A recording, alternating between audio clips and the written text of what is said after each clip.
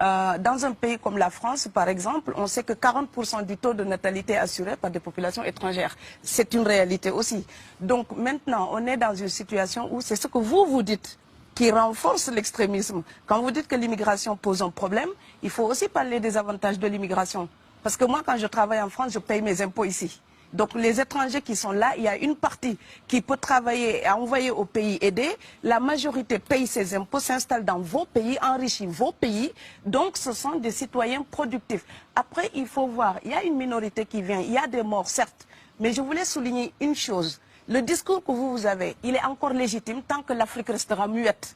Et moi, aujourd'hui, je voulais m'indigner pour le silence de l'Union africaine. Les gens là qui meurent sur les plages, et je mesure mes mots, si c'était des Blancs, la terre entière serait en train de trembler. Ce sont des Noirs et des Arabes.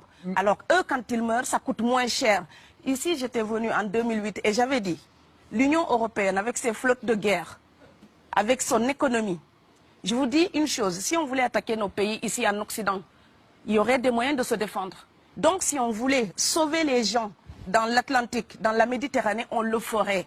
Parce que les moyens qu'on a mis pour Frontex, on aurait pu les utiliser pour sauver les gens. Mais on attend qu'ils meurent d'abord. C'est à croire que le laisser mourir est même un outil dissuasif. Et je vais vous dire une chose, ça ne dissuade personne. Parce que quelqu'un qui part et qui envisage l'éventualité d'un échec, celui-là peut trouver le péril absurde et donc l'éviter.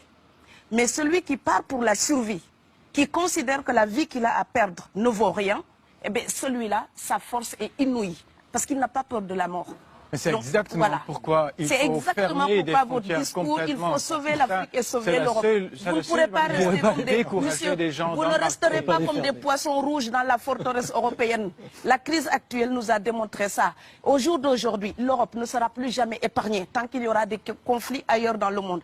L'Europe ne sera plus jamais opulente tant qu'il y aura des carences ailleurs dans le monde. On est dans une société de la mondialisation où un Indien gagne sa vie à Dakar, un Dakarois gagne sa vie à New York, un Gabonais gagne sa vie à Paris. Que ça vous plaise ou non, c'est irréversible. Alors trouvons une solution collective ou bien déménager d'Europe parce que j'ai l'intention de rester.